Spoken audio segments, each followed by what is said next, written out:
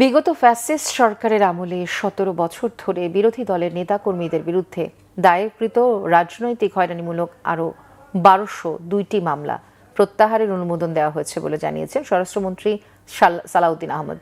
দুপুরে সচিবালয়ে স্বরাষ্ট্রমন্ত্রী সালাউদ্দিন আহমেদ সাংবাদিকদের জানান, বিগত ফ্যাসিস্ট সরকারের আমলে ১৭ বছর ধরে বিরোধী দলের নেতাকর্মীদের বিরুদ্ধে দায়েরকৃত রাজনৈতিক হয়রানিমূলক আরও ১২০২টি মামলা প্রত্যাহারের অনুমোদন দেওয়া হয়েছে। এর আগে ২২ ফেব্রুয়ারি রাজনৈতিক হয়রানিমূলক ১০০৬টি মামলা প্রত্যাহারের তথ্য জানায় স্বরাষ্ট্র মন্ত্রণালয়। ৮ ফেব্রুয়ারি আইন মন্ত্রণালয় জানিয়েছিল, জুলাই গণ অভ্যুত্থানে ক্ষমতাচ্যুত আওয়ামী লীগ সরকারের আমলে বিএনপি, জামায়াতে ইসলামী, হেফাজতে ইসলাম, গণ অধিকার পরিষদ সহ বিভিন্ন রাজনৈতিক দলের নেতাকর্মীদের বিরুদ্ধে করা রাজনৈতিক হয়রানিমূলক মামলাগুলোর মধ্যে ২৩,৮৬৫টি মামলা প্রত্যাহারের সুপারিশ করেছে অন্তর্বর্তী সরকার।